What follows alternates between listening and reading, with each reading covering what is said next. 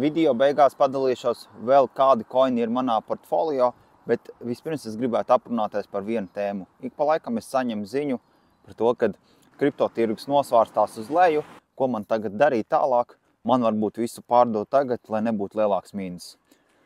Tad lūk, ko es jums gribu pateikt, ko tad darīt šādās situācijās. Ja jums, mīļie cilvēki, ir tiešām tik vāji nervi un jūs nevarat psiholoģiski to spriedzi izturēt, tad noteikti neiet kripto tirgu iekšā, jo kripto nav priekš visiem.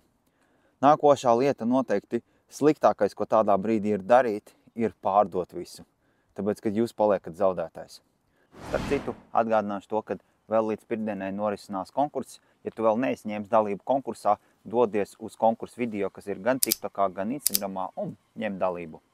Ko darīt šādā situācijā? Labāk būtu piepirkt klāt monētu. Ja jūs veidojat to saucamo DCA metodi, jeb dollar cost average, ja jūs nopērkat vidējo cenu. Piemēram, jūs nopērkat monētu šodien pa 1 eiro vai pa 1 dolāru, rītdien jūs to pašu monētu viņi nokritās, pa 20%, jūs viņu nopērkat pa 80 centiem.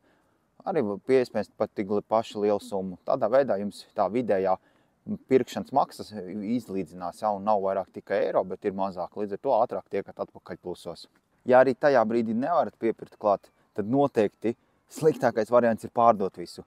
Lūdzu nepārdodam, lūdzu nedaram tādas lietas, jo tirgus ir mainīgs. Viņš gan kāpj uz augšu, gan krīt uz leju.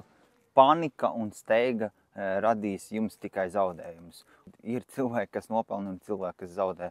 Un, ja jūs ceļat paniku un visu pārdodat, tad jūs paliekat zaudētājs, bet citi cilvēki nopelna. Trenējiet savu psiholoģisko noturību. Ja nevarat to izturēt, to spriedzi, tad vienkārši nevariet vaļā savu maku, neskatoties tajā makā katru dienu iekšā. Tas arī būtu tāds labs, ko var darīt varbūt tagad un tūlītās. Manā portfolio vēl ir tādas monētas kā, piemēram, Cardano un Powerledger. Ja arī tu vēlies sākt nodarboties ar kripto vai meklē dombiedrus, tad dodies uz manu Telegram grupu. Linku atradīs profilu aprakstā.